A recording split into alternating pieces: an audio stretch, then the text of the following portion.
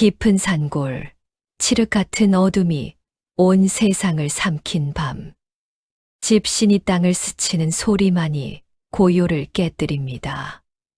70이 넘은 노파, 최씨 부인. 양쪽 눈이 뿌옇게 흐려 앞을 전혀 볼 수 없는 그녀가 밤마다 홀로 밥을 짓습니다. 벽을 더듬고 비틀거리며 정성껏 차린 밥상을 사랑채 문 앞에 놓고 말없이 사라집니다. 며느리 향단은 두려웠습니다. 눈먼 시어머니가 밤마다 문 앞에 서서 알 수 없는 주문을 웅얼거립니다. 부디, 부디, 마을 사람들도 수군거립니다. 무섭지 않아? 저 밥상. 혹시 굿이라도 하는 거 아냐? 향단은 마침내 그 비밀을 쫓기 시작합니다. 시어머니는 왜 밤마다 산으로 향하는 걸까? 그 밥상에는 대체 무엇이 담겨 있는 걸까? 저주라 믿었던 그것이 사실은 누구도 몰랐던 한 어머니의 애절한 사랑이었습니다. 구독과 좋아요는 큰 힘이 되겠습니다. 새해 가정의 행복이 가득하시길 기원합니다. 지금부터 사연을 시작하겠습니다. 깊은 산골, 칠흑 같은 어둠이 온 세상을 삼킨 밤이었습니다. 집신이 땅을 스치는 소리만이 고요를 깨뜨렸습니다. 그 소리의 주인공은 70이 넘은 노파, 최씨 부인이었습니다. 양쪽 눈이 뿌옇게 흐려 앞을 전혀 볼 수 없는 그녀였지만 손에는 정성껏 차린 밥상을 단단히 붙들고 있었습니다. 더듬더듬 벽을 더듬으며 한 걸음 한 걸음 나아갑니다. 발이 헛디디면 그대로 넘어질 판이었지만 노파는 마치 무언가에 홀린 듯 멈추지 않았습니다. 마침내 사랑채 문 앞에 다다르자 그녀는 조심스레 무릎을 꿇고 밥상을 내려놓았습니다. 덜그럭 놋그릇이 차가운 마루에 닿으며 작은 소리를 냈습니다. 김이 모락모락 피어오르는 따끈한 밥, 장독대에서 정성껏 꺼낸 장아찌, 그리고 된장찌개 한 그릇. 가난한 살림에 이런 밥상을 차리려면 얼마나 궁리를 했을까요? 노파는 떨리는 손으로 밥상의 위치를 다시 한번 확인한 뒤 천천히 몸을 일으켰습니다. 그리고는 어둠 속으로 사라져 갔습니다. 뒤돌아보지도 않고 아무 말도 없이 문 앞에 덩그러니 놓인 놋그릇만이 희미한 달빛을 받아 처량하게 빛났습니다. 이것이 매일 밤 되풀이되는 기이한 풍경이었습니다. 이튿날 새벽 사랑채 문이 거칠게 열렸습니다. 또 이러시네, 또. 30살의 며느리 향단이 식은 밥상을 보며 인상을 찌푸렸습니다. 그녀의 얼굴은 말랐고 손은 거칠었으며 눈빛은 날카로웠습니다.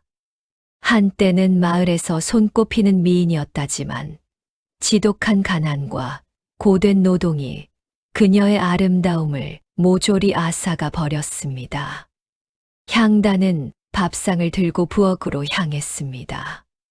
그녀의 발걸음은 무거웠고 한숨은 끊이지 않았습니다.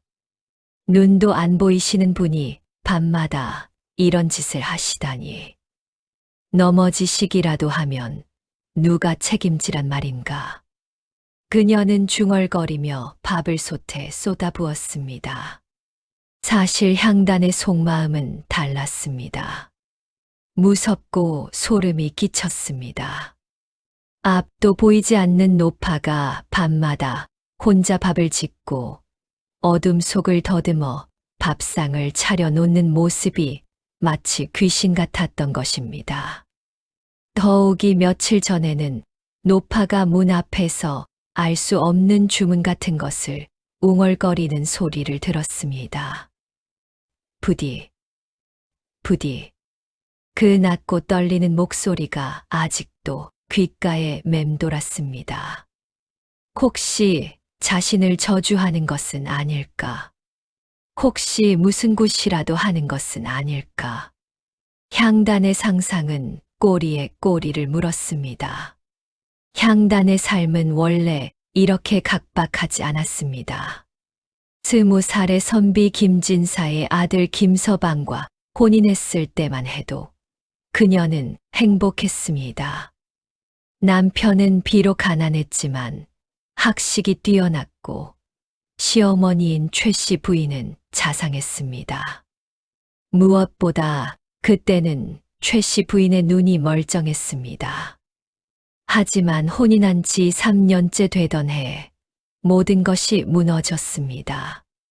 큰 흉년이 들어 집안 재산이 바닥났고 설상가상으로 시아버지마저 병으로 돌아가셨습니다.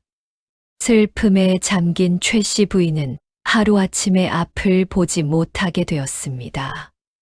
의원은 말했습니다. 지나친 슬픔과 눈물로 눈이 상한 것이요. 이제 평생 어둠 속에서 사셔야 할 것이요. 그날부터 향단의 어깨에는 집안의 모든 짐이 올라왔습니다. 남편 김서방은 과거 공부를 위해 한양으로 떠났고 그녀 혼자서 눈먼 시어머니를 모시고 밭을 일구며 근근히 살아야 했습니다. 처음에는 효심으로 버텼습니다. 하지만 해가 갈수록 생활은 더 궁핍해졌고 향단의 마음에는 원망이 자리 잡기 시작했습니다. 왜 하필 우리 집안에만 이런 일이? 시어머니만 아니라면 내가 이렇게까지 고생할 일이 있을까? 그렇게 마음속 깊은 곳에서 검은 감정이 자라나고 있었습니다. 그날도 향단은 해가 뜨기 전부터 밭으로 나갔습니다. 척박한 땅을 호미로 파헤치며 감자를 캤습니다. 등은 굽고 손은 물집투성이었습니다. 해가 중천에 떴을 무렵 마을 안악내 몇이 우물가로 모여들었습니다. 향단도 물동이를 이고 그곳으로 향했습니다. 향단이네 시어머니 또 밤에 밥상 차려놨다며? 아이고 무섭기도 하지. 눈먼 사람이 밤중에 돌아다니다니. 수군대는 소리가 들렸습니다. 향단은 고개를 숙인 채 물만 길어 돌아섰습니다. 창피했습니다. 분했습니다. 하지만 무엇보다 두려웠습니다. 밤이 깊어질수록 그 두려움은 커져만 갔습니다. 그날 밤도 어김없이 같은 일이 벌어졌습니다. 향단은 사랑채에 누워 잠든 척하며 귀를 기울였습니다. 안채에서 최 씨 부인이 움직이는 기척이 들렸습니다. 솥뚜껑 여는 소리, 그릇 부딪히는 소리, 그리고 조심스러운 발걸음 소리. 마당을 가로질러 오는 발소리가 점점 가까워졌습니다. 향단은 이불을 턱까지 끌어올리며 숨을 죽였습니다. 심장이 터질 듯 뛰었습니다. 덜그럭. 문 앞에 밥상이 놓이는 소리. 그리고 잠시 후 멀어지는 발걸음 소리. 향단은 천천히 몸을 일으켜 문틈으로 밖을 내다보았습니다. 달빛 아래 최 씨 부인의 뒷모습이 보였습니다. 노파는 벽을 더듬으며 안채로 돌아가고 있었습니다.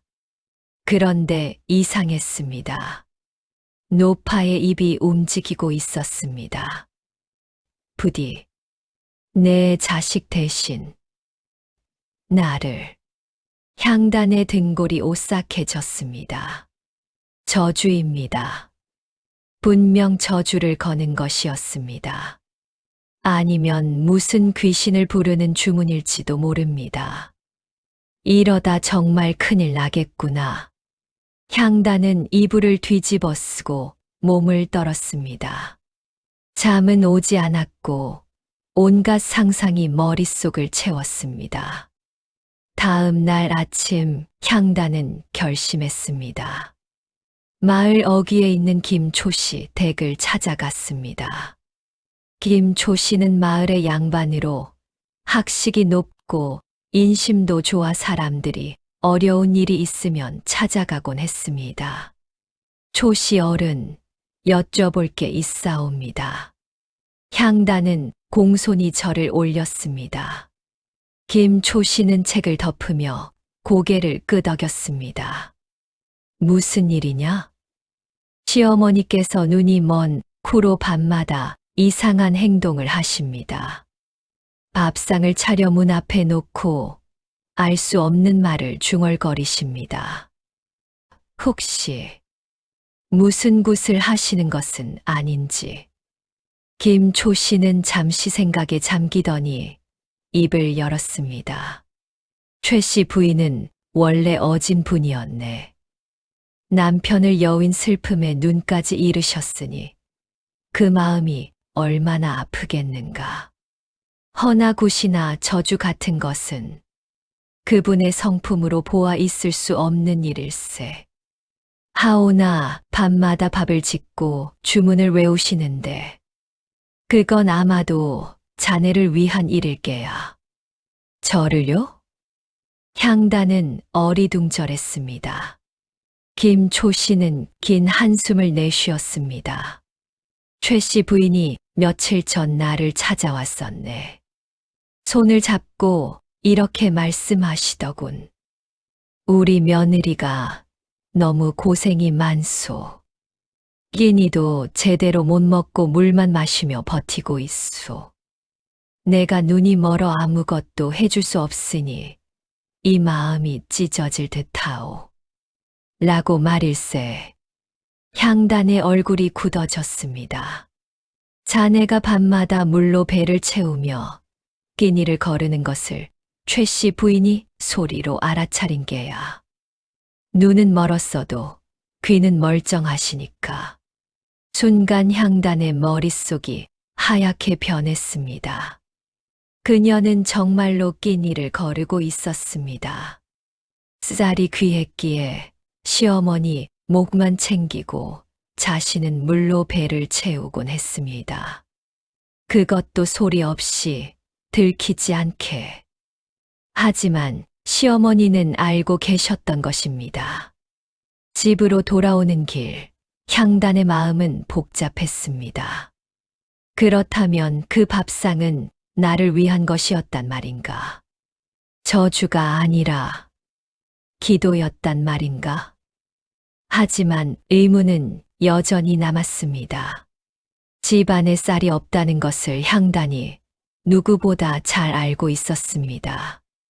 그런데 시어머니는 대체 어디서 쌀을 구해 밥을 짓는 것일까요? 그날 저녁 향단은 부엌을 뒤졌습니다. 쌀독은 텅 비어 있었습니다. 장독대도 확인했지만 달라진 것이 없었습니다. 이상하다. 분명 매일 밤 밥을 지으시는데 궁금증은 점점 커져만 갔습니다. 그날 밤 향단은 잠들지 않고 기다렸습니다. 최씨 부인이 안채에서 나오는 기척이 들렸습니다. 하지만 이번에는 부엌으로 가지 않았습니다. 대신 뒷문 쪽으로 향하는 발소리가 들렸습니다. 향단은 조용히 일어나 뒤를 밟았습니다. 최씨 부인은 지팡이도 없이 깜깜한 어둠 속을 마치 길을 아는 사람처럼 걸어갔습니다. 담장을 더듬고 나무를 더듬으며 한 발 한 발 나아갔습니다. 향단은 숨죽이며 그 뒤를 따랐습니다. 심장이 쿵쾅거렸습니다. 최씨 부인은 집 뒤편 산기슭으로 향했습니다. 가파른 오솔길이었습니다. 향단도 낮에 다니기 힘든 길인데 눈먼 노파가 어떻게 이 길을 갈 수 있단 말입니까? 하지만 최 씨 부인은 멈추지 않았습니다. 넘어질 듯 비틀거리면서도 바위에 부딪혀 손이 까지면서도 계속해서 앞으로 나아갔습니다. 향단의 가슴이 먹먹해졌습니다. 대체 어디로 가시는 것일까? 산길은 점점 더 험해졌습니다. 달빛조차 제대로 들지 않는 울창한 숲속이었습니다. 향단은 나뭇가지를 헤치며 조심스럽게 뒤를 따랐습니다. 얼마나 걸었을까? 갑자기 앞이 트이며 작은 공터가 나타났습니다. 그곳에는 낡은 산신각 하나가 서 있었습니다. 최 씨 부인은 산신각 앞에 무릎을 꿇었습니다. 그리고는 품에서 무언가를 꺼냈습니다. 쌀 한 줌이었습니다. 향단의 눈이 커졌습니다. 최 씨 부인은 그 쌀을 정화수 그릇 옆에 조심스럽게 놓았습니다. 그리고는 두 손을 모아 절을 올리기 시작했습니다. 산신님께 비옵니다. 부디 우리 며느리가 굶지 않게 해 주십시오. 이 늙은이의 목숨을 가져가시더라도 우리 며느리만은 건강하게 지켜주십시오. 향단은 그 자리에 얼어붙었습니다. 최 씨 부인의 목소리는 떨렸지만 간절했습니다. 제 자식 대신 저를 데려가십시오. 며느리는 아직 젊고 살아야 할 날이 많사옵니다. 부디. 그제야 향단은 깨달았습니다. 밤마다 들었던 그 주문이 저주가 아니었다는 것을, 자신을 위한 간절한 기도였다는 것을. 눈물이 주르르 흘러내렸습니다. 향단은 그날 밤 산에서 내려오지 못했습니다. 산신각 뒤편 나무 그늘에 몸을 숨긴 채 최 씨 부인이 절을 마치고 돌아갈 때까지 지켜보았습니다. 노파는 한참을 더 기도하다가 천천히 몸을 일으켰습니다. 그런데 이상한 일이 벌어졌습니다. 최 씨 부인이 산신각 옆 바위 틈으로 손을 뻗었습니다. 무언가를 더듬더듬 찾더니 작은 보자기 하나를 꺼냈습니다. 달빛 아래서 보니 그 안에 쌀이 한 줌 정도 들어 있었습니다. 저게 뭐지? 향단은 숨죽여 지켜보았습니다. 최 씨 부인은 그 쌀을 품에 소중히 안고 다시 산길을 내려가기 시작했습니다. 향단은 노파가 완전히 사라진 후에야 산신각으로 다가갔습니다. 바위 틈을 살펴보니 또 다른 보자기가 숨겨져 있었습니다. 펼쳐보니 그 안에도 쌀 한 줌이 들어 있었습니다. 대체 이게 무슨 일이지? 혼란스러웠습니다. 집에 쌀이 없다는 것을 향단이 분명히 알고 있었습니다. 그런데 최 씨 부인은 어떻게 쌀을 구한 것일까요? 그리고 왜 산신각 바위 틈에 쌀을 숨겨두는 것일까요? 다음 날 향단은 장이 서는 읍내로 향했습니다. 평소에는 밭일 때문에 장에 가지 못했지만 오늘은 달랐습니다. 무언가 확인해야 할 것이 있었습니다. 읍내 장터는 사람들로 북적였습니다. 쌀 파는 좌판, 나물 파는 좌판, 생선 파는 좌판이 줄지어 늘어서 있었습니다. 향단은 쌀 장수 앞에 멈춰 섰습니다. 주인장, 혹시 우리 동네 최 씨 부인이라고 아십니까? 눈먼 노파인데.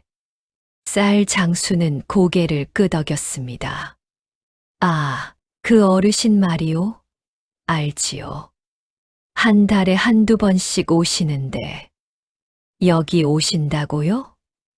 향단은 놀라 물었습니다. 쌀 장수는 한숨을 쉬며 말을 이었습니다. 허나 참 안타까운 일이요. 쌀을 사러 오시는데 가져오시는 게 고장 낡은 비녀 하나, 헝겊 조각 몇 개. 그런 것들로 쌀을 바꿔달라 하시니 난감하지 뭐요. 그래서 어찌하셨습니까? 처음에는 안 된다고 했지요. 허나 워낙 간절히 부탁하시길래 그냥 한 줌씩 드렸소. 돈은 못 받았지만 그래도 마음이 편치 않더군요. 향단의 가슴이 철렁 내려앉았습니다. 비녀. 그것은 최 씨 부인이 시집 올 때 가져온 유일한 폐물이었습니다.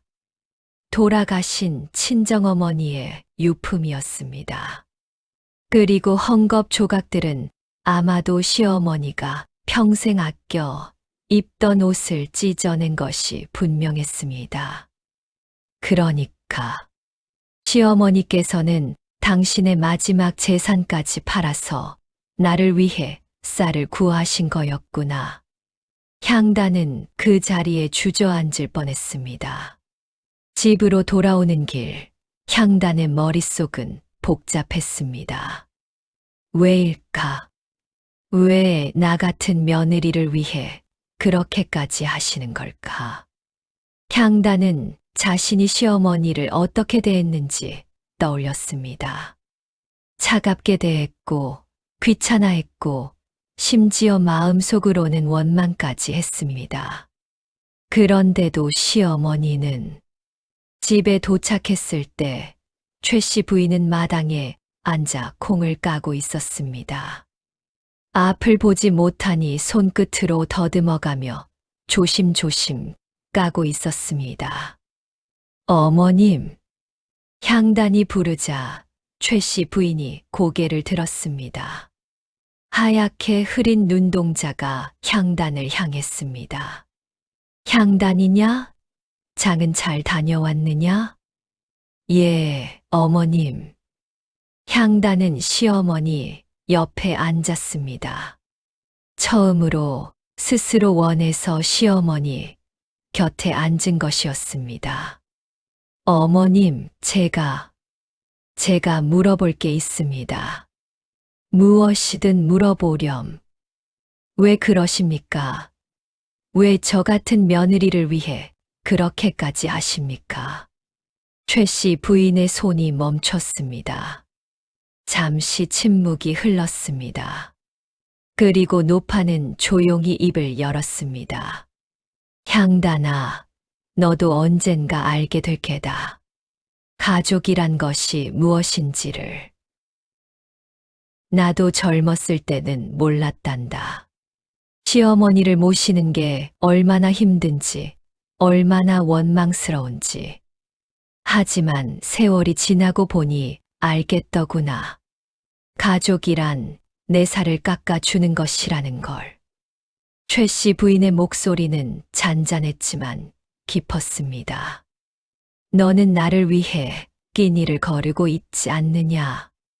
내가 눈은 멀었어도 귀는 멀지 않았단다. 내가 밤마다 물만 마시며 배를 채우는 소리를 내가 다 듣고 있었어. 향단의 눈시울이 붉어졌습니다. 내가 해줄 수 있는 게 그것밖에 없구나. 내 마지막 살림이라도 팔아서 내게 밥 한 그릇이라도 차려주는 것. 그것이 이 늙은이가 할 수 있는 전부란다. 어머님, 미안하구나, 향단아. 내게 짐이 되어서. 그 순간 향단은 무언가 깨달았습니다. 자신이 평생 착각하고 살았다는 것을. 시어머니가 짐이 아니었습니다. 오히려 자신이야말로 시어머니에게 큰 위안이었던 것입니다. 하지만 그날 밤 예상치 못한 일이 벌어졌습니다. 향단이 잠들려는데 담 너머에서 수군거리는 소리가 들렸습니다. 봤어. 최 씨네 며느리 요새장에 자주 다니던데. 그러게. 밭일도 안 하고 어디 도는 모양이야. 눈먼 시어머니 두고 놀러 다니나 봐. 쯧쯧. 마을 아낙네들의 수근거림이었습니다. 향단은 이를 악물었습니다. 그런데 더 큰 문제가 있었습니다. 그 소리를 최 씨 부인도 듣고 있었다는 것입니다. 다음 날 아침 최 씨 부인은 말이 없었습니다. 평소보다 더 조용했고 밥도 거의 드시지 않았습니다. 향단은 알았습니다. 시어머니가 자신 때문에 마을 사람들의 손가락질을 받는다고 생각하고 계신다는 것을. 이래서는 안 되는데 향단은 무언가 해야 한다고 생각했습니다. 하지만 무엇을 어떻게 해야 할지 알 수 없었습니다. 그날 저녁 향단이 밭에서 돌아왔을 때였습니다. 최 씨 부인이 보이지 않았습니다. 어머님, 어머님. 향단은 집 안팎을 뒤졌지만 시어머니는 어디에도 없었습니다. 해가 지고 어둠이 내렸지만 최 씨 부인은 돌아오지 않았습니다. 불길한 예감이 엄습했습니다. 향단은 등불을 들고 마을 이곳저곳을 뒤졌습니다. 어머님, 어디 계십니까? 목이 쉬도록 불렀지만 대답이 없었습니다. 우물가도 뒤지고 밭둑도 살폈지만 최 씨 부인의 흔적은 어디에도 없었습니다. 설마 산으로 가신 건 아니겠지? 향단의 가슴이 철렁 내려앉았습니다. 밤에 산신각으로 가던 그 험한 길을, 낮에도 위험한 그곳을 높아 혼자서 간다는 것은 목숨을 거는 일이나 다름없었습니다. 향단은 망설이지 않고 산으로 향했습니다. 깜깜한 산길이었습니다. 등불 하나의 의지에 오솔길을 더듬어 올라갔습니다. 가시덤불이 치마폭을 찢었고 발이 돌부리에 걸려 넘어지기도 했습니다. 하지만 멈출 수 없었습니다. 어머님, 절규하듯 부르며 산을 올랐습니다. 숨이 턱까지 차올랐고 다리가 후들거렸습니다. 그때였습니다. 어둠 속에서 희미한 신음소리가 들렸습니다. 향단은 그쪽으로 달려갔습니다. 등불을 비춰보니 낭떠러지 아래 바위에 최 씨 부인이 쓰러져 있었습니다. 어머님, 향단은 비탈기를 기어 내려갔습니다. 최 씨 부인은 온몸이 상처투성이었습니다. 이마에서는 피가 흘렀고 팔은 이상한 각도로 꺾여 있었습니다. 향단아, 너냐? 최 씨 부인이 가늘게 중얼거렸습니다. 향단은 시어머니를 조심스럽게 안아 올렸습니다. 어머님, 왜 이러셨습니까? 왜 혼자 이런 곳에 오신 겁니까? 미안하구나. 내게 짐이 되어서. 마을 사람들이 너를 손가락질한다는데 나 같은 늙은이가 있어서. 최 씨 부인의 목소리는 끊어질 듯 했습니다. 산신님께 빌려고 했단다. 나를 데려가 달라고. 그래야 내가 편하게 살 수 있을 테니. 향단의 눈에서 눈물이 쏟아졌습니다. 어머님, 무슨 말씀을 그렇게 하십니까? 제가 짐이 아니라 어머님이 짐이라고 생각했던 저를 용서해 주십시오. 향단은 시어머니를 업고 산을 내려왔습니다. 등이 휘청거렸고 다리가 떨렸지만 한 걸음 한 걸음 내딛었습니다. 그 무게가 이제는 짐이 아니라 소중한 것처럼 느껴졌습니다. 집으로 돌아온 향단은 시어머니를 방에 눕히고 급히 약초를 찾았습니다. 하지만 변변한 약초 하나 없었습니다. 집안 살림이 너무 궁핍했기 때문입니다. 읍내 의원을 불러와야 해. 하지만 의원을 부르려면 돈이 필요했습니다. 향단은 집 안을 뒤졌습니다. 팔만한 물건을 찾았지만 이미 다 팔아치운 후였습니다. 그때 향단의 눈에 뭔가가 들어왔습니다. 자신의 머리에 꽂힌 비녀였습니다. 시집 올 때 친정어머니가 준 마지막 유품이었습니다. 향단은 주저없이 비녀를 뽑았습니다. 어머님을 살릴 수 있다면 이까지 것쯤이야. 그녀는 비녀를 품에 넣고 읍내로 달려갔습니다. 한밤중이었지만 멈추지 않았습니다. 의원의 집 문을 두드렸습니다. 의원님, 의원님, 제발 좀 도와주십시오.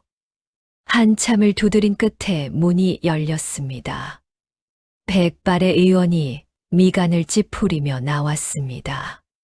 한밤중에 무슨 소란이요? 시어머니께서 산에서 떨어지셨습니다.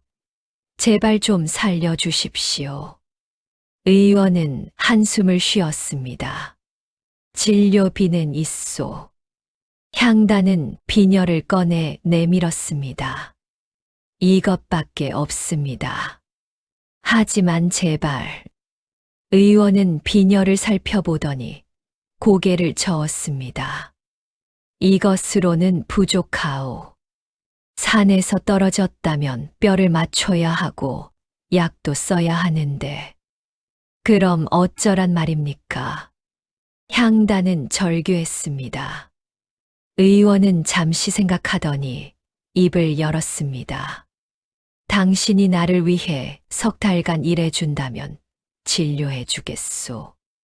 집안일, 밭일, 무엇이든. 석 달이요? 싫으면 다른 의원을 찾아보시오. 향단은 이를 악물었습니다. 석 달이면 농사철이 끝납니다. 밭일을 못하면 내년에 먹을 양식이 없어집니다. 하지만 선택의 여지가 없었습니다. 좋습니다. 그리 하겠습니다. 의원은 최 씨 부인을 진료했습니다. 뼈를 맞추고 상처를 꿰매고 약을 지어 주었습니다. 다행히 목숨에는 지장이 없다고 했습니다. 며칠은 위중할 것이요. 잘 간호하시오. 의원이 떠난 후 향단은 시어머니 곁을 지켰습니다. 밤새도록 간호하며 이마에 땀을 닦아주고 약을 먹였습니다. 며칠이 지나자 최 씨 부인의 의식이 돌아왔습니다. 향단아. 예, 어머님. 제가 여기 있습니다. 내가 살아있구나. 당연하십니다. 어머님은 절대 돌아가시면 안 됩니다. 최 씨 부인의 눈에서 눈물이 흘렀습니다. 고맙구나. 이 늙은이를 이렇게까지 돌봐주다니. 어머님, 제가 얼마나 철없었는지 이제야 알았습니다. 제발 용서해 주십시오. 두 사람은 서로의 손을 꼭 잡았습니다. 처음으로 진심이 통하는 순간이었습니다. 하지만 행복도 잠시, 현실은 가혹했습니다. 향단은 의원과의 약속대로 매일 읍내로 가서 일을 해야 했습니다. 집안일을 하고 빨래를 하고 밭을 메고 하루 종일 쉴 틈이 없었습니다. 게다가 시어머니 간호도 해야 했습니다. 아침 일찍 일어나 시어머니께 아침을 드리고 읍내에 가서 하루 종일 일하고 밤늦게 돌아와 저녁을 차리고 간호를 했습니다. 잠은 하루에 2~3시간도 못 잤습니다. 몸은 나날이 쇠약해졌고 얼굴은 핏기를 잃었습니다. 그럼에도 향단은 불평하지 않았습니다. 오히려 이 모든 것이 당연하다고 생각했습니다. 자신이 시어머니를 제대로 모시지 못했던 지난날에 대한 속죄라고 여겼습니다. 하지만 마을 사람들의 시선은 달랐습니다. 향단이가 미쳤나 봐. 눈먼 시어머니 하나 때문에 제 몸을 그렇게 혹사하다니. 저러다 먼저 죽겠어. 에휴, 불쌍하기도 하지.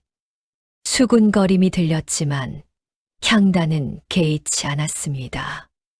어느 날 의원이 향단에게 물었습니다. 왜 그렇게까지 하는 거요? 차라리 시어머니를 절에라도 맡기고 편하게 사는 게 낫지 않겠소. 향단은 고개를 저었습니다. 제가 깨달았습니다. 가족이란 내 살을 깎아주는 것이라는 걸요. 그녀의 눈빛은 흔들림이 없었습니다. 석 달이 지났습니다. 향단은 약속대로 의원댁에서의 일을 모두 마쳤습니다. 그 사이 최 씨 부인의 상처도 많이 나았습니다. 비록 팔은 완전히 펴지지 않았지만 목숨만은 건졌습니다. 하지만 집안 형편은 더욱 어려워졌습니다. 농사철을 놓쳤기에 수확할 곡식이 거의 없었습니다. 겨울이 다가오는데 양식은 바닥나고 있었습니다. 향단아, 내가 미안하구나. 나 때문에 농사를 망쳤으니. 최 씨 부인이 자책하며 말했습니다. 향단은 시어머니의 손을 꼭 잡았습니다. 어머님, 그런 말씀 마십시오. 우리 함께 이겨내면 됩니다. 하지만 현실은 녹록지 않았습니다. 며칠 후 쌀독이 완전히 바닥났습니다. 장독대의 장도 다 떨어졌습니다. 집에 남은 것이라곤 감자 몇 개와 말린 나물뿐이었습니다. 그날 밤 향단은 잠을 이루지 못했습니다. 배고픔 때문이 아니었습니다. 시어머니께 끼니를 제대로 드리지 못한다는 것이 마음 아팠기 때문입니다. 어쩌면 좋을까 고민하다가 문득 생각이 났습니다. 산신각의 시어머니가 숨겨둔 쌀이 혹시 아직 남아있지 않을까. 향단은 조심스럽게 일어나 산으로 향했습니다. 달빛을 의지해 그 험한 길을 올라갔습니다. 이제는 그 길이 낯설지 않았습니다. 산신각에 도착했습니다.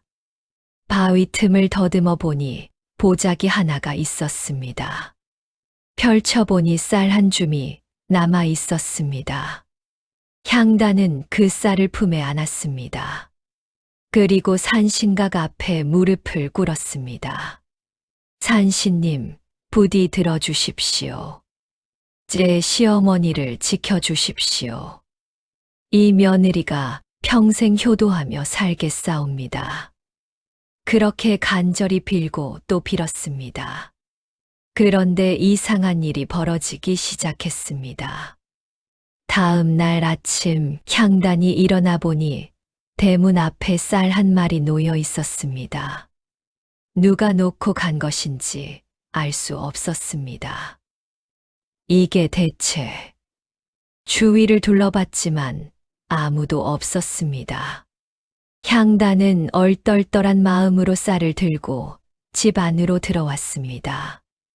며칠 후에는 장독대에 된장 항아리가 하나 놓여 있었습니다. 분명 어제까지 없던 것이었습니다. 일주일 후에는 땔감 한 짐이 뒷마당에 쌓여 있었습니다. 도대체 누가 이런 일을? 향단은 궁금했습니다. 하지만 무엇보다 고마웠습니다. 덕분에 최 씨 부인께 따뜻한 밥을 드릴 수 있었고 추운 겨울을 날 수 있었습니다. 그러던 어느 날 마을 이장이 찾아왔습니다. 향단이 잠깐 나와 보겠나? 이장의 표정이 심상치 않았습니다. 향단은 불안한 마음으로 따라 나섰습니다. 마을 어귀에는 사람들이 모여 있었습니다. 그리고 그 가운데 낯선 사내 하나가 서 있었습니다. 저 사람이 말이야. 이장이 조심스럽게 입을 열었습니다. 내 남편이라고 하는데. 향단의 심장이 멎는 듯 했습니다. 사내를 자세히 보니 분명 남편 김서방의 얼굴이었습니다. 하지만 어딘가 달랐습니다. 옷차림이 화려했고 태도가 거만했습니다. 향단이요? 김서방이 향단을 보며 입을 열었습니다. 목소리마저 차갑게 변해 있었습니다. 오랜만이요. 서방님, 정말 서방님이십니까? 향단은 떨리는 목소리로 물었습니다. 김서방은 헛기침을 하며 시선을 피했습니다. 과거에 급제했소. 이제 한양에서 벼슬을 하게 되었소. 마을 사람들이 웅성거렸습니다. 향단은 기쁨보다 이상한 예감이 들었습니다. 그럼 이제 집으로 돌아오시는 겁니까? 김서방은 한참을 망설이다 입을 열었습니다. 그게 한양에서 새로 장가를 들었소. 순간 마을이 조용해졌습니다. 향단은 귀를 의심했습니다. 무슨 말씀이십니까? 미안하오. 하지만 이제 내 신분이 달라졌소. 양반의 딸과 혼인했소. 당신과는 인연을 끊어야겠소. 향단의 다리에 힘이 풀렸습니다. 그 자리에 주저앉을 뻔했습니다. 그렇다면 저는 어찌하란 말입니까? 시어머님은요? 김서방의 얼굴에 짜증이 스쳤습니다. 어머니는 내가 모시겠소. 당신은 적당히 살 곳을 찾아보시오. 이혼 문서는 관아에 제출했소. 그는 품에서 문서 하나를 꺼내 던지듯 건넸습니다. 위자료 명목으로 은자 몇 냥 넣어뒀소. 그것으로 새 삶을 시작하시오. 그리고는 돌아서려 했습니다. 향단이 그의 옷자락을 붙잡았습니다. 잠깐만요. 시어머님께서는 이 사실을 아십니까? 모르시오. 그리고 알 필요도 없소. 내가 모시겠다고 했지 않소. 시어머님은 절대 저를 버리고 가시지 않으실 겁니다. 김서방이 비웃었습니다. 당신이 어머니를 뭘 안다고 그러시오? 어머니는 아들인 나를 따를 것이오. 향단은 비틀거리며 집으로 돌아왔습니다. 최 씨 부인이 마루에 앉아 계셨습니다. 향단아, 무슨 일이냐? 목소리가 왜 그러냐? 향단은 시어머니 앞에 무릎을 꿇었습니다. 눈물이 주르르 흘러내렸습니다. 어머님, 서방님이 돌아오셨습니다. 뭐라고? 서방이가. 최 씨 부인의 얼굴이 환해졌습니다. 과거에 급제했다고. 하지만 향단은 차마 말을 잊지 못했습니다. 최 씨 부인이 향단의 손을 잡았습니다. 하지만 뭐냐? 무슨 일이 있느냐? 저를 내쫓으려 합니다. 한양에서 새 장가를 들었다고. 최 씨 부인의 얼굴이 굳어졌습니다. 긴 침묵이 흘렀습니다. 그래서 너는 어찌할 생각이냐? 향단은 시어머니의 손을 더욱 꽉 잡았습니다. 저는 저는 어머님 곁을 떠나고 싶지 않습니다. 제가 잘못 살았습니다. 이제야 깨달았습니다. 어머님이 제게 얼마나 소중한 분인지. 최 씨 부인의 눈에서도 눈물이 흘렀습니다. 고맙구나. 정말 고맙구나. 두 사람은 서로를 껴안고 울었습니다. 그날 밤 김서방이 집을 찾아왔습니다. 어머니, 아들이 왔습니다. 최 씨 부인은 냉정한 목소리로 대답했습니다. 들어오지 마라. 어머니? 내가 내 아들이 맞느냐? 은혜도 모르는 놈이 무슨 아들이냐? 김서방의 얼굴이 붉어졌습니다. 어머니, 저는 이제 벼슬아치입니다. 한양에 큰 집도 있고, 그래서 내 며느리를 버리겠다는 게냐? 며느리가 아니라 이미 남인입니다. 최 씨 부인이 지팡이를 집어들었습니다. 당장 나가거라. 내 눈에 띄지 마라. 김서방은 물러서지 않았습니다. 어머니 정신 차리십시오. 저는 이제 한양에서 육품 벼슬을 받았습니다. 어머니를 모시고 가서 편하게 모시겠다는데 왜 이러십니까? 편하게 모신다고 내 며느리를 버리고? 그 여자는 이미 며느리가 아닙니다. 관아에 이혼 문서를 제출했습니다. 최 씨 부인이 벌떡 일어섰습니다. 비록 눈은 보이지 않았지만 그 기세만큼은 당당했습니다. 내가 아무리 높은 벼슬을 했어도 내 며느리가 누구 덕분에 여태껏 이 집안을 지켜왔는지 아느냐? 내가 한양에서 공부할 때 누가 굶으면서까지 너를 뒷바라지했는지 아느냐? 내가 과거 보러 갈 때 노자도는 어디서 났는지 아느냐? 김서방의 얼굴이 창백해졌습니다. 모두 내 며느리가 제사를 깎아 마련한 것이다. 밤낮으로 밭을 일구고 품팔이를 하고 끼니를 거르면서까지. 최 씨 부인의 목소리는 떨렸지만 힘이 있었습니다. 그런 며느리를 버리겠다는 놈이 내 아들이라고? 차라리 아들이 없는 게 낫겠다. 김서방이 이를 악물었습니다. 어머니께서 그렇게 나오신다면 어쩔 수 없습니다. 저는 내일 한양으로 돌아갑니다. 어머니께서 마음을 바꾸시면 연락하십시오. 그는 그렇게 말하고 돌아섰습니다. 향단이 밖으로 뛰쳐나갔습니다.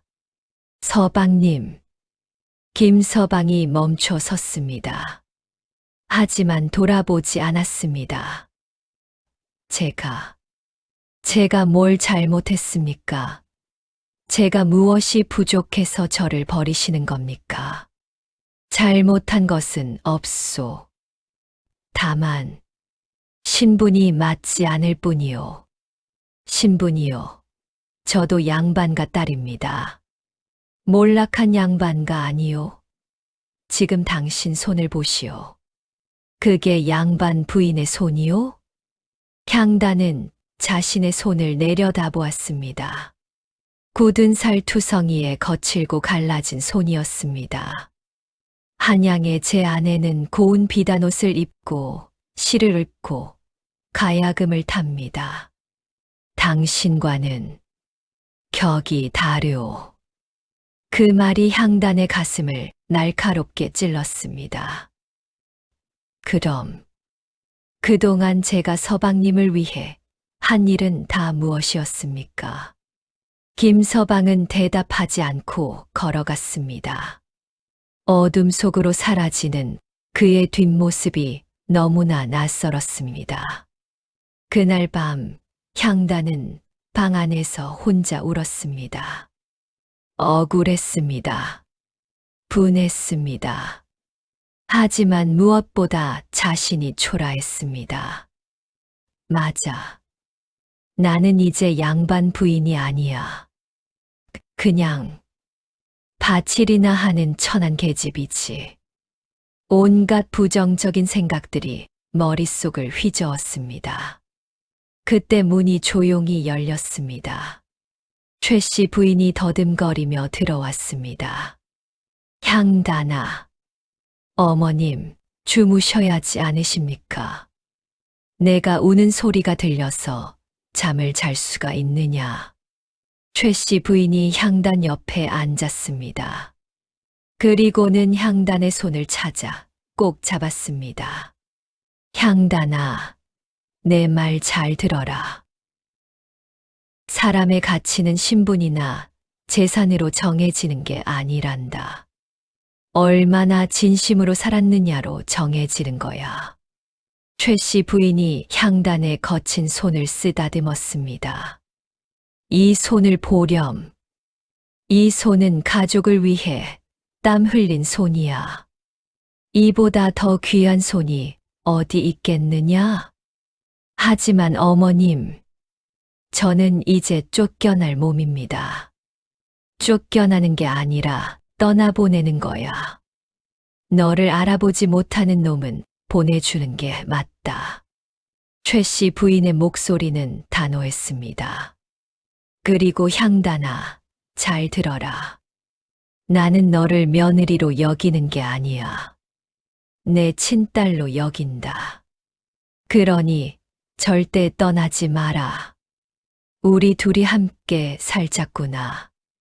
향단은 시어머니를 껴안고 소리 내어 울었습니다. 다음 날 아침 김서방이 다시 찾아왔습니다. 이번에는 관아 사또와 함께였습니다. 어머니, 마지막으로 여쭙겠습니다. 저와 함께 한양으로 가시겠습니까? 최 씨 부인은 향단의 손을 꼭 잡은 채 대답했습니다. 가지 않겠다. 그렇다면 이 집과 땅은 제가 가져가겠습니다. 원래 아버지께서 물려주신 재산이니 아들인 제가 상속받는 게 맞습니다. 사또가 나섰습니다. 법으로는 맞는 말이오. 최 씨 부인, 이 집을 떠나셔야 하오. 향단이 벌떡 일어섰습니다. 이게 무슨 말씀이십니까? 이 집은 제가 지켜온 집입니다.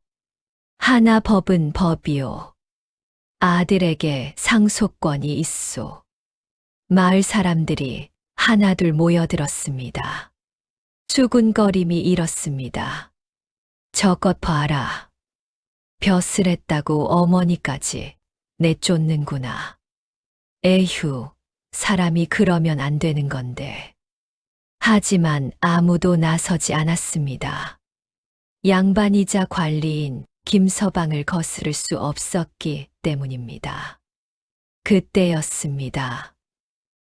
잠깐, 마을 입구에서 목소리가 들렸습니다. 모두가 그쪽을 돌아보았습니다. 한 노인이 지팡이를 짚고 걸어오고 있었습니다. 마을의 김초씨였습니다. 사또, 이 일은 법으로 따지기 전에 먼저 따져야 할 것이 있소. 무엇이요? 이 집은 최 씨 부인과 며느리 향단이가 지켜온 집이요. 김서방이 한양에 있는 동안 누가 이 집에 세금을 냈소? 누가 이 집의 밭을 일궜소? 김초씨가 사또를 똑바로 바라보았습니다. 모두 향단이가 한 일이요. 그렇다면 이 집은 당연히 향단이의 몫이 되어야 하지 않겠소? 사람들이 웅성거렸습니다. 맞는 말이야. 그렇지, 향단이가 지켜온 집인데. 김서방의 얼굴이 붉어졌습니다. 초씨 어른, 하지만 법이 사람을 위해 있는 것이지 사람이 법을 위해 있는 게 아니오. 김초씨의 목소리는 우렁찼습니다. 더구나 당신은 이미 며느리와 이혼했소. 이혼한 사람에게 무슨 권리가 있단 말이오? 사또가 턱을 만지작거렸습니다. 일리가 있는 말이오. 사또, 그게 무슨. 조용히 하시오, 김서방. 내가 판단하겠소. 계속 오후 900 사또는 잠시 생각에 잠겼습니다. 그리고 천천히 입을 열었습니다. 김초 씨의 말이 옳소. 이 집은 최 씨 부인과 며느리가 지켜온 집이오. 김서방 당신은 이미 이혼을 선택했고 새 가정을 꾸렸소. 그렇다면 이 집에 대한 권리도 포기한 것으로 보는 게 맞소. 사또, 그럴 수는 없습니다. 법정에서 다투고 싶으시오? 좋소. 하지만 그렇게 되면 당신이 며느리를 버린 일, 노모를 버린 일이 모두 한양까지 알려질 것이오. 벼슬아치로서 체면이 서겠소. 김서방의 얼굴이 하얗게 질렸습니다. 사또의 말이 맞았습니다. 이 일이 한양에 알려지면 그의 벼슬길은 끝날 것이었습니다. 알겠습니다. 물러가겠습니다. 김서방은 이를 악물고 돌아섰습니다. 마을 사람들 사이를 비집고 나가는 그의 뒷모습에서 분노가 느껴졌습니다. 마을 사람들이 환호했습니다. 잘했어. 향단이 이겼다. 하지만 향단의 마음은 복잡했습니다. 기쁨보다는 허전함이 더 컸습니다. 그래도 한때는 사랑했던 사람이었는데 이렇게 끝나다니. 최 씨 부인이 향단의 어깨를 감싸 안았습니다. 괜찮다, 향단아. 우리 둘이서 잘 살아보자. 그날 밤 향단은 잠을 이룰 수 없었습니다. 이제 남편도 없고 앞날도 막막했습니다. 두 여자가 어떻게 살아갈 수 있을까? 걱정이 산더미 같았습니다. 그런데 한밤중 이상한 소리가 들렸습니다. 슉슉, 슉슉. 향단은 벌떡 일어났습니다. 그 소리는 분명 발소리였습니다.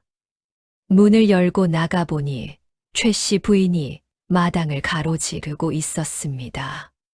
손에는 밥상을 들고 있었습니다. 어머님! 향단이 놀라 달려갔습니다. 하지만 최 씨 부인은 멈추지 않았습니다. 사랑채 문 앞까지 와서 조심스럽게 밥상을 내려놓았습니다. 덜그럭. 오랜만에 듣는 그 소리였습니다. 어머님, 왜 이러십니까? 팔도 아직 다 낫지 않으셨는데. 최 씨 부인은 향단을 향해 미소 지었습니다. 향단아, 내가 너에게 해줄 수 있는 게 이것밖에 없구나. 예전처럼 다시 밥상을 차려주고 싶었어. 어머님, 내가 오늘 얼마나 힘들었겠느냐. 마음이 얼마나 아팠겠느냐. 이 늙은이가 위로해줄 수 있는 건 밥 한 끼뿐이구나. 향단의 눈에서 눈물이 주르륵 흘러내렸습니다. 그제야 깨달았습니다. 이 밥상의 진짜 의미를. 밥상은 단순히 음식이 아니었습니다. 그것은 사랑이었습니다. 말로 표현할 수 없는 깊은 사랑. 보이지 않지만 느껴지는 마음. 향단은 시어머니를 끌어안았습니다. 어머님, 고맙습니다. 정말 고맙습니다. 두 사람은 그렇게 한참을 껴안고 있었습니다. 며칠 후 놀라운 소식이 들려왔습니다. 김서방이 한양으로 돌아가던 중 크게 다쳤다는 것입니다. 가마를 타고 가다가 산적을 만나 모든 재산을 빼앗기고 중상을 입었다고 했습니다. 더 놀라운 것은 그의 새 부인이 그를 버렸다는 소식이었습니다. 재산도 없고 다친 남편을 돌볼 수 없다며 이혼했다더군. 마을 사람들이 수군거렸습니다.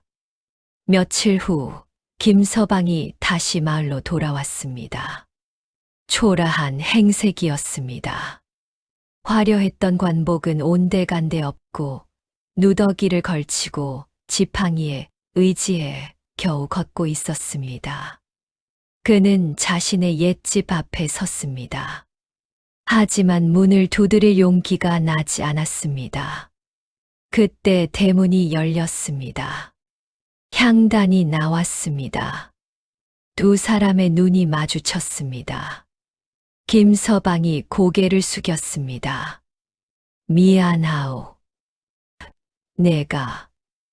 내가 잘못했소.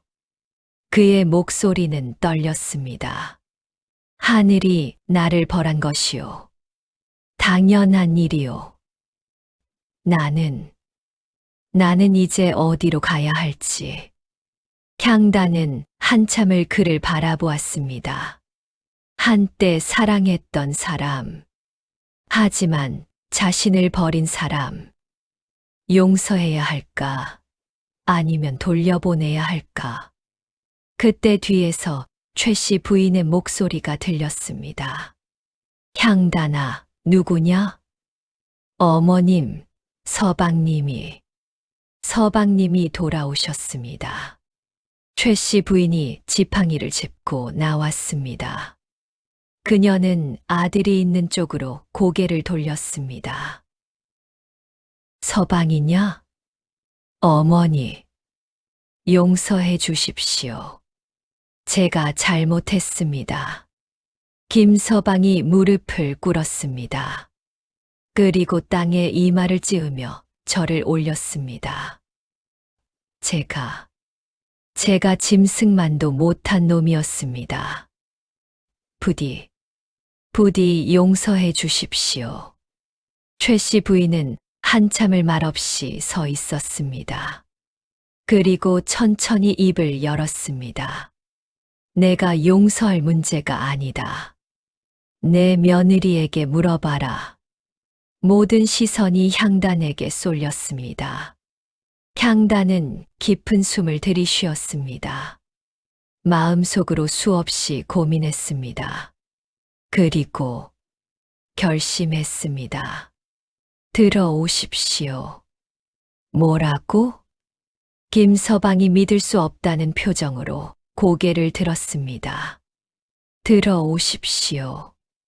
어머님의 아들이고 한때 제 남편이셨던 분 아닙니까? 향단은 대문을 활짝 열었습니다.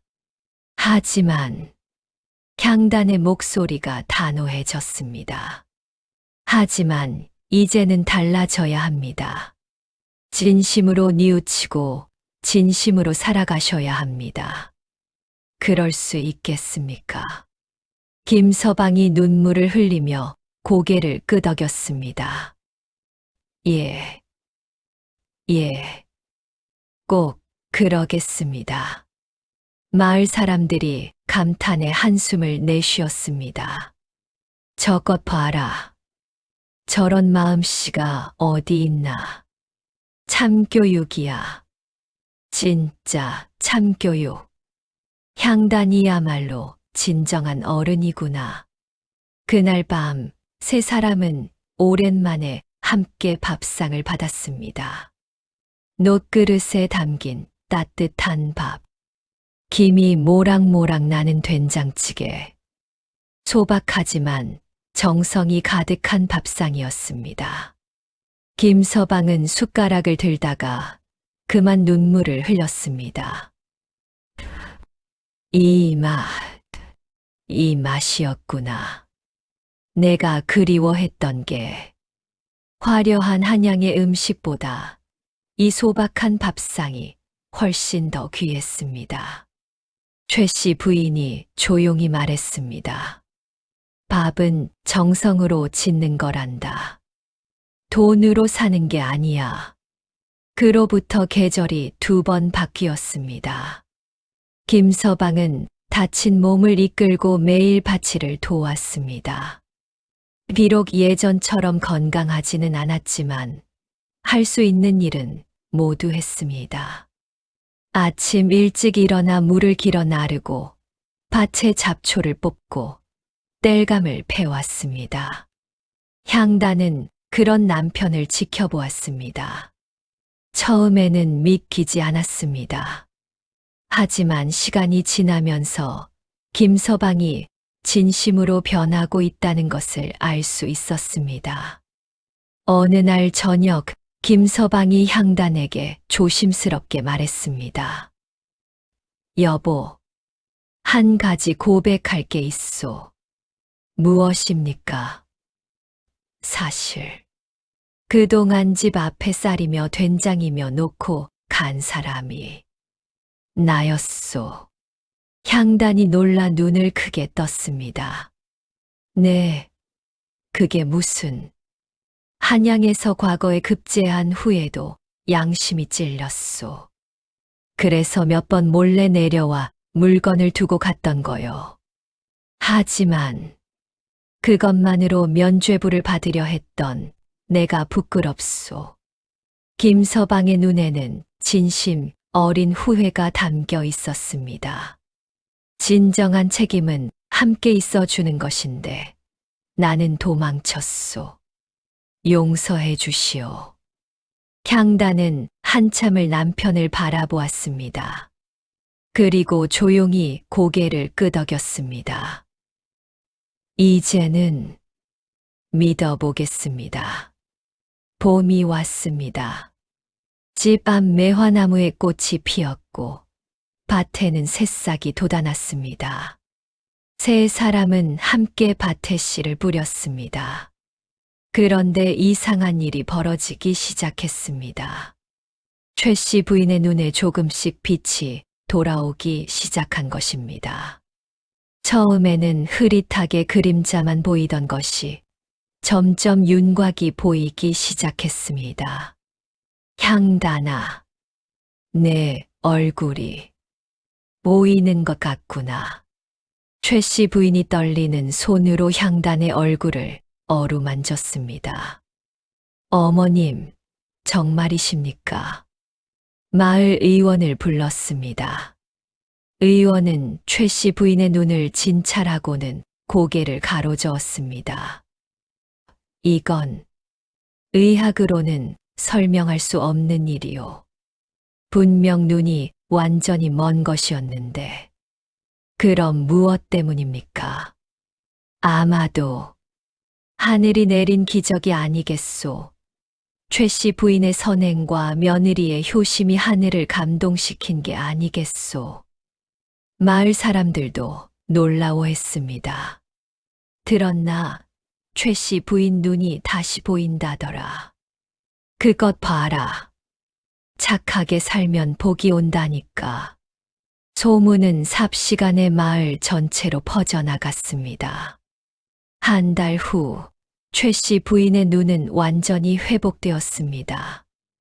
그날 최 씨 부인은 생전 처음으로 며느리의 얼굴을 똑똑히 볼 수 있었습니다. 향단아, 예, 어머님. 내가 이렇게 예쁜 아이였구나. 아니, 이제는 아이가 아니라 훌륭한 여인이구나. 최 씨 부인의 눈에서 눈물이 주르륵 흘렀습니다. 내 손을 보렴.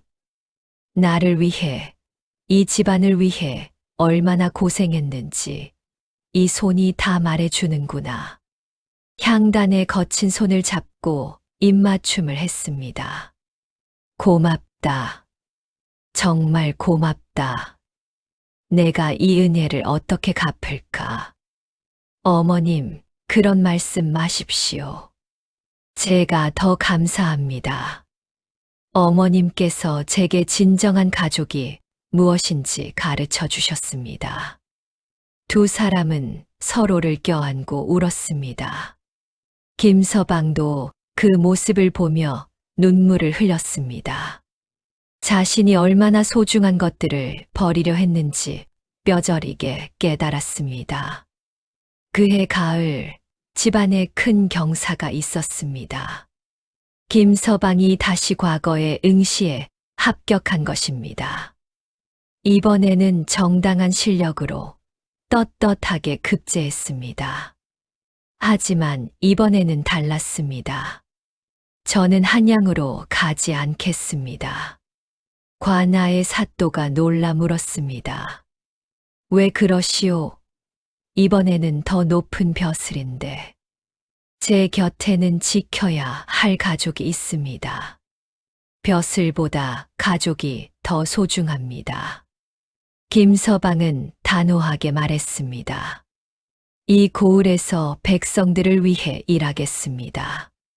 그것이 제가 배운 학문을 올바르게 쓰는 길입니다. 사또는 감탄하며 고개를 끄덕였습니다. 훌륭하오. 그대야말로 진정한 선비요. 마을 사람들도 모두 기뻐했습니다. 김서방이 완전히 달라졌어. 그래, 이제야 진짜 사람이 됐구나. 어느 따뜻한 봄날이었습니다. 향단은 아침 일찍 일어나 정성껏 밥상을 차렸습니다. 따끈한 밥, 구수한 된장찌개, 정갈한 나물. 그리고 그것을 놋그릇에 담았습니다. 바로 그 놋그릇이었습니다. 최 씨 부인이 밤마다 문 앞에 놓았던 그 놋그릇. 향단은 그 밥상을 들고 시어머니 방으로 향했습니다. 어머님, 진지 드십시오. 최 씨 부인은 환한 미소로 밥상을 받았습니다. 이제는 눈이 보였기에 며느리의 얼굴을 똑똑히 볼 수 있었습니다. 고맙구나, 향단아. 아닙니다, 어머님. 제가 더 감사하지요. 김서방도 함께 밥상을 받았습니다. 세 사람은 둘러앉아 함께 아침을 먹었습니다. 밥을 먹으며 최 씨 부인이 말했습니다. 향단아, 너도 이제 알겠지? 사람이 진정으로 부자가 되는 길이 무엇인지. 예, 어머님. 돈도 아니고 벼슬도 아니다. 서로를 아끼고 사랑하는 마음, 그것이 진짜 재산이란다. 향단은 고개를 끄덕였습니다. 그리고 놋그릇을 내려다보았습니다. 햇살을 받아 금빛으로 반짝이는 놋그릇. 한때는 차갑고 처량했던 그 그릇이 이제는 따뜻하고 눈부셨습니다. 그날 오후 마을 사람들이 집 앞에 모여들었습니다. 향단이 우리가 부탁이 있어서 왔네. 무슨 부탁이신데요? 우리 마을 아이들에게 글을 가르쳐 주면 안 되겠나? 김서방도 학식이 높으시고 향단이 너도 글을 아니까. 향단은 시어머니와 남편을 바라보았습니다. 두 사람 모두 미소로 답했습니다. 좋습니다. 기꺼이 그렇게 하겠습니다. 그렇게 집은 서당이 되었습니다. 아이들이 모여들어 글을 배웠고 어른들도 와서 글을 익혔습니다. 향단은 가르치며 깨달았습니다. 자신이 받은 사랑을 이제는 나눌 때가 되었다는 것을.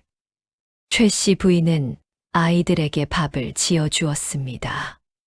가난한 집 아이들이 굶지 않도록 늘 따뜻한 밥을 준비했습니다.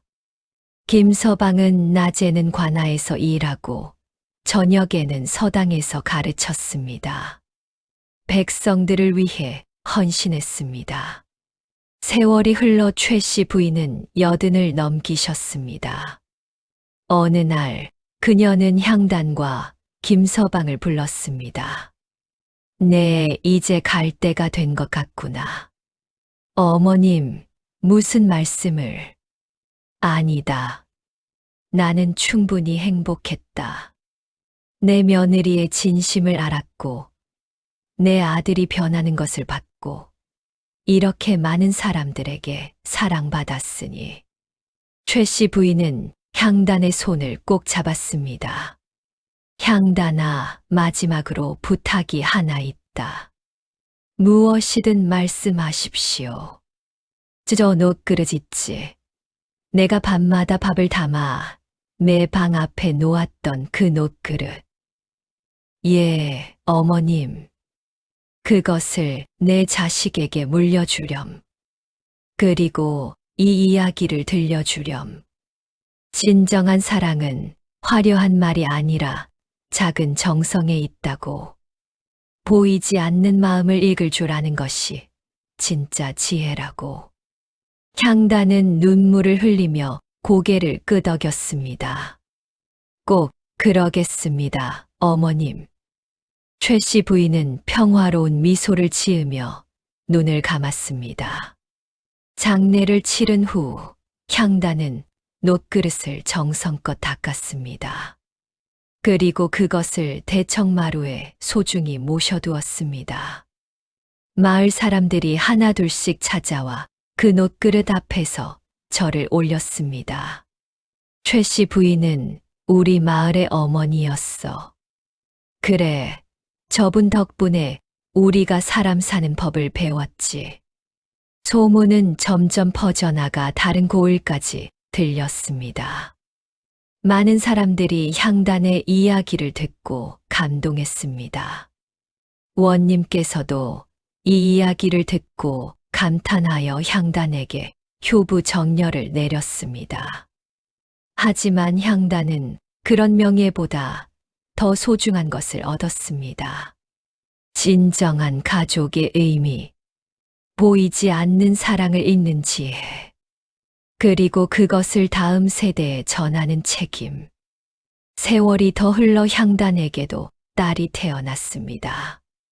딸이 10살이 되던 해, 향단은 그 아이를 무릎에 앉히고 이야기를 들려주었습니다. 엄마가 어렸을 때 말이야. 그리고 놋그릇 이야기를 들려주었습니다. 눈먼 할머니가 밤마다 밥상을 차렸던 이야기. 그 밥상에 담긴 사랑을 깨닫지 못했던 이야기. 그리고 마침내 깨달았을 때의 감동. 딸은 눈을 반짝이며 들었습니다. 엄마, 그래서 사람들이 우리 집 놋그릇을 보러 오는 거구나. 그렇단다. 이 놋그릇은 단순한 그릇이 아니야. 이건 사랑의 증표란다. 향단은 딸의 머리를 쓰다듬었습니다. 너도 커서 사람을 만나면 기억하렴. 진짜 사랑은 화려한 말에 있지 않고 작은 정성에 있다는 것을. 겉으로 보이는 것만 보지 말고 보이지 않는 마음을 읽을 줄 알아야 한다는 것을. 딸은 고개를 끄덕였습니다. 예, 엄마. 꼭 기억할게요. 그날 저녁 향단은 다시 한번 놋그릇에 밥을 담았습니다. 그리고 돌아가신 시어머니를 생각하며 조용히 기도했습니다. 어머님, 제가 배운 것을 잘 전하고 있습니다. 걱정 마십시오. 이 사랑은 영원히 이어질 것입니다. 놋그릇은 저녁 햇살을 받아 따스하게 빛났습니다. 문 앞에 놓인 그 놋그릇은 이제 더 이상 처량하지 않았습니다. 오히려 온 마을을 비추는 빛과 같았습니다. 사람들은 그 놋그릇을 볼 때마다 생각했습니다. 진정한 사랑이 무엇인지, 진정한 가족이 무엇인지, 그리고 진정한 행복이 무엇인지. 향단은 창가에 서서 마을을 바라보았습니다. 저녁 연기가 피어오르는 평화로운 풍경. 아이들이 뛰노는 소리, 웃음소리. 모든 것이 완벽했습니다. 그녀는 미소 지으며 중얼거렸습니다. 어머님, 제가 이제야 알겠습니다. 인생에서 가장 소중한 것이 무엇인지. 그것은 함께하는 사람들의 마음입니다. 녹그릇은 여전히 그 자리에서 조용히 빛나고 있었습니다. 그리고 그 빛은 대대손손 이어져 많은 사람들에게 사랑의 의미를 전하게 되었습니다. 시청해 주셔서 감사합니다. 다음 영상으로 찾아뵙겠습니다. 새해 복 많이 받으세요.